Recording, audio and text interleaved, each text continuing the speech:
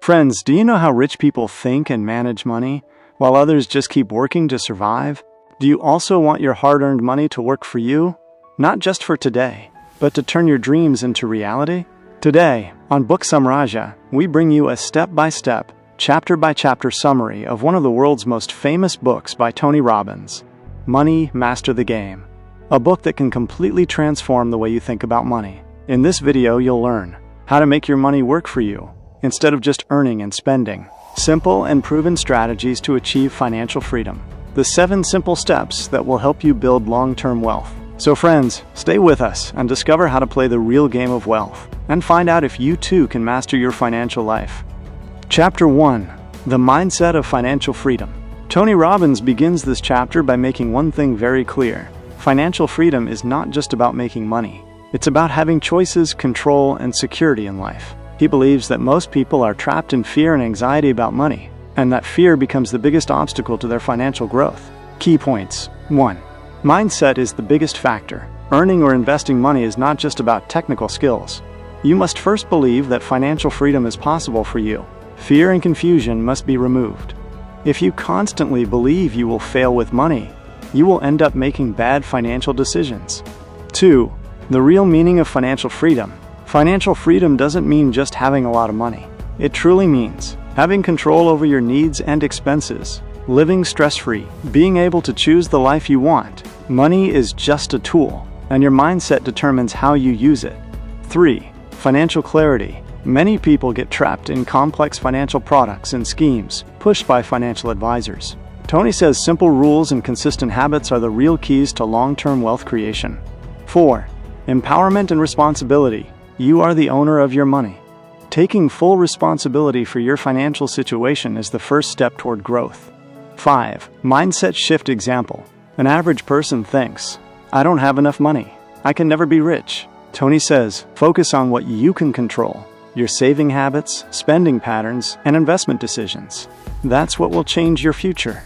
Lesson. Mindset equals the foundation of financial success. Fear and confusion lead to financial mistakes. To achieve financial freedom, you must empower yourself and stay disciplined. If mindset is the foundation of financial freedom, what comes next? Is it about how to save and invest money in a way that builds long-term wealth? The answer and practical strategies await in the next chapter. Chapter 2. The Power of Saving and Compounding. Tony Robbins explains that the greatest force in wealth creation is compounding when your money grows by itself over time. The earlier you start saving and investing, the sooner you can achieve substantial wealth. Key points. 1. Start early. Start small. Most people think you need a huge amount of money to start investing. Tony says even small amounts, when started early, can create massive results. Example. If you start saving a small amount at age 25 and consistently invest it for just 5 years, by retirement, compounding will multiply it into a huge sum. 2.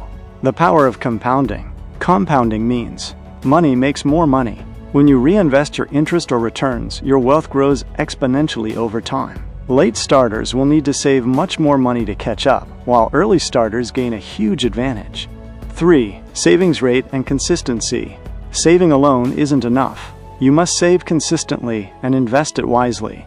Tony recommends turning it into a habit, like drinking water every day. Strategy. Save a fixed percentage of your income, e.g. 10% to 20%, every month automatically.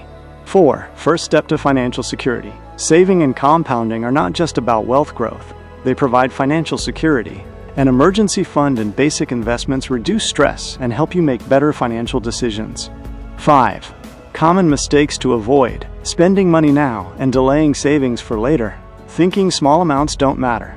Jumping into high-risk, complicated schemes too early. Lesson. Early saving plus compounding equals long-term wealth. Small steps lead to big changes. Consistency and discipline are the keys to financial growth. If saving and compounding grow wealth, the next question is, how do we invest money wisely, choose the right assets, and maintain a safe and growing portfolio? The answer is in the next chapter. Chapter 3. The Secret of Investing. Choosing the right assets. Tony Robbins explains that simply saving money is not enough. You must invest it in the right places. Your investment strategy and asset allocation determine both your financial growth and security.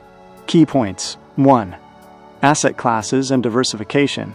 Robbins stresses the importance of diversifying your investments. Putting all your money in one place is very risky. Main asset classes: stock/equity, high returns, high risk; bonds/fixed income, safer, moderate growth; cash/liquid funds, safety and emergency use. Diversification equals balance of risk and steady growth. 2. The power of index funds. Tony strongly recommends low-cost index funds for long-term wealth creation. Active funds often charge high fees and fail to beat the market. Index funds simply follow the market and deliver reliable, long-term returns. 3. Asset allocation based on age and risk. Tony's simple rule: the younger you are, the more you should invest in stocks. As you age, increase your bond allocation for safety. Example: age 30 right, pointing arrow 70% stocks, 30% bonds. Age 60 right, pointing arrow 40% stocks, 60% bonds. Stocks equals long-term growth, but short-term risk. Bonds equals safety and stability. 4. Rebalancing your portfolio. Review your portfolio regularly. If one asset grows too much, rebalance it to maintain proper proportion. This keeps risk under control and ensures steady growth. 5. Mistakes to avoid. Investing in high-fee funds blindly. Trying to time the market. Buy low, sell high. Ignoring diversification. Lesson: saving plus compounding plus smart asset allocation equals long-term wealth. Low-cost index funds and a diversified portfolio are safe and effective. Review regularly to keep your portfolio balanced.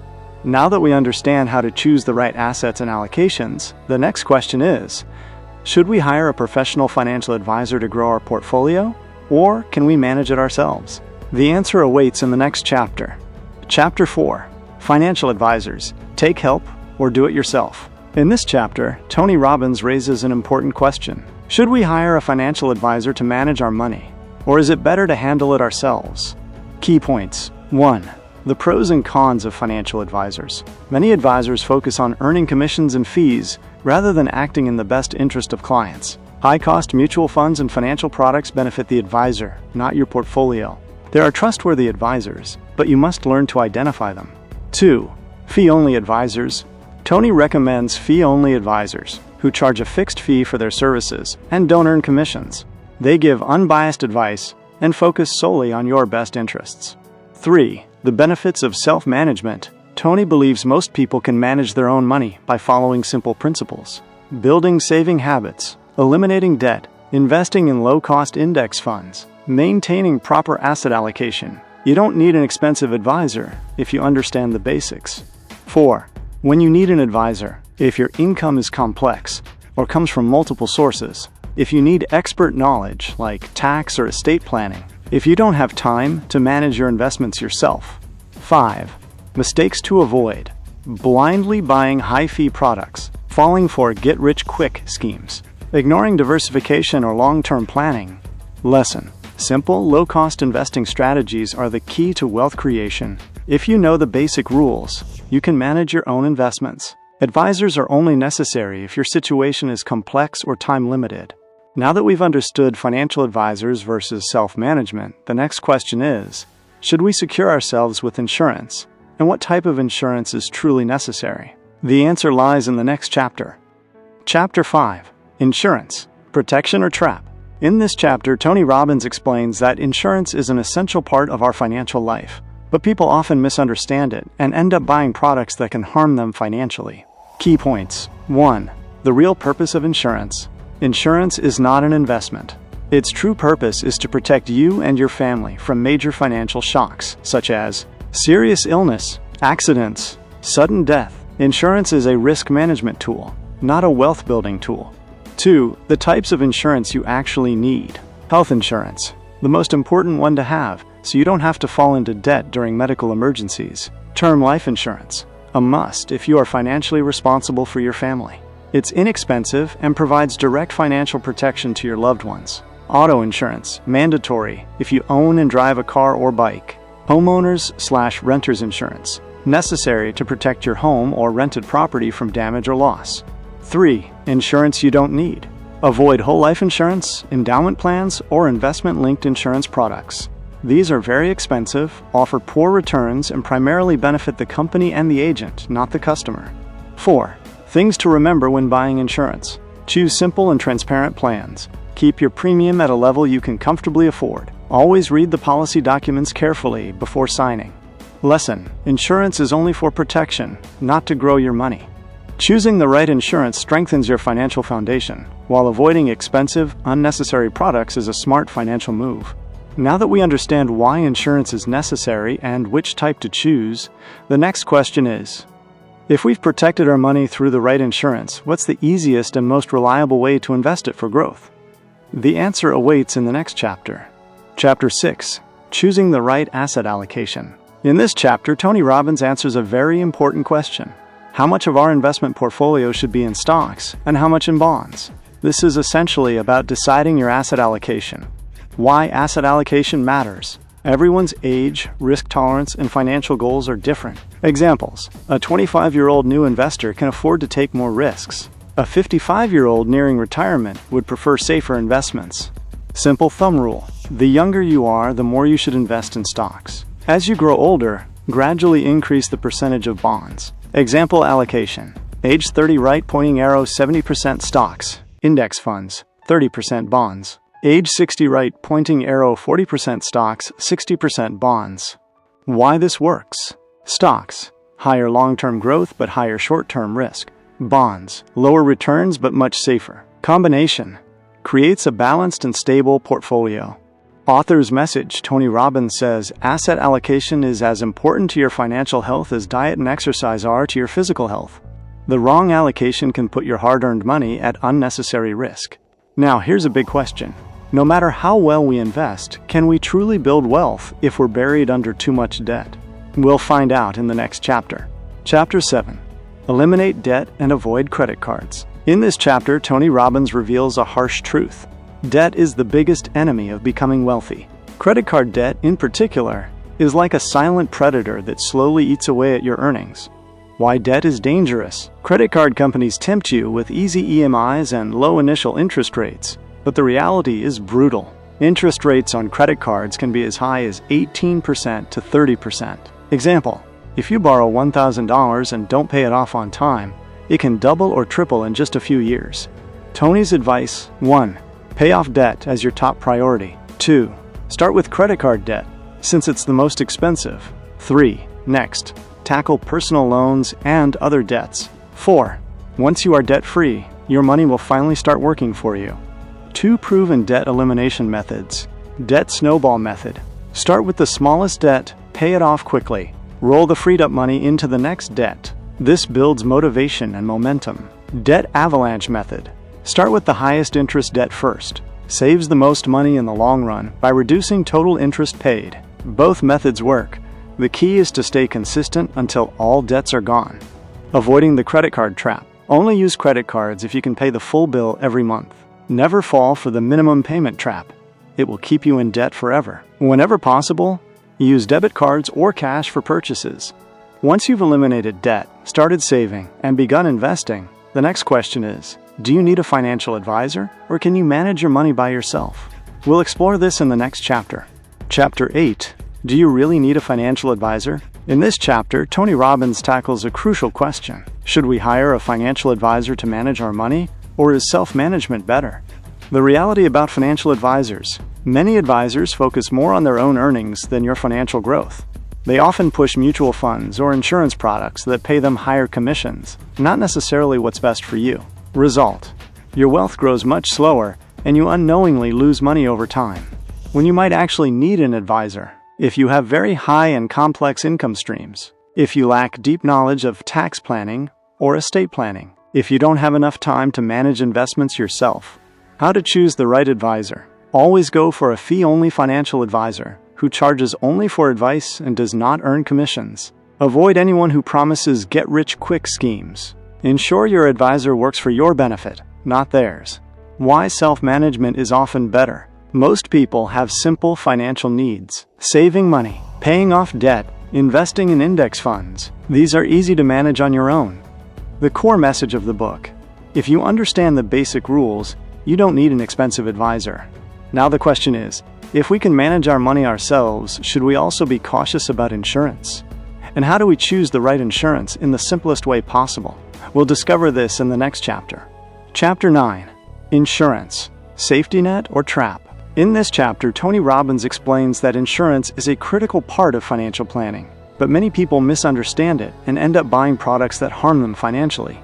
The true purpose of insurance. Insurance is not an investment. Its real purpose is to protect you and your family from major financial shocks, such as illness, accidents, or sudden death. It's a risk management tool, not a way to grow money. Essential types of insurance. 1. Health insurance, the most important. Without it, a medical emergency can throw you into massive debt. 2. Term life insurance, a must-have if your family depends on your income. Affordable and provides direct financial protection. 3. Auto insurance, mandatory if you own and drive a vehicle. 4. Homeowners/renters insurance, protects against losses whether you own or rent your home. Insurance products to avoid. Whole life insurance, endowment plans, investment-linked insurance products. These are expensive, offer low returns, and benefit the company and agent, not you. Tips for buying insurance. Choose simple, transparent plans. Set premiums at a level you can comfortably afford. Always read policy documents carefully. Now the question is, once you've learned how to choose the right insurance, can we also find easy and reliable ways to invest? Where can we put our money so that risk is low but growth is guaranteed? The next chapter has the answer. Chapter 10. Keep your life and money simple. In this final principle, Tony Robbins emphasizes that managing money is not as complicated as people think. Most people make their financial planning too complex, which only leads to confusion and stress. Simple, common-sense rules. Good financial decisions don't come from complicated formulas or expert tricks, but from basic, common-sense habits. That's why Tony was able to fit all key ideas on a single index card. Core habits. 1. Control your spending. 2. Don't take on too much debt. 3. Save and invest for the future. 4. Keep your financial products simple. You don't need dozens of investment schemes, multiple credit cards, or complex trading strategies. All you need is discipline and clarity. The industry's trick.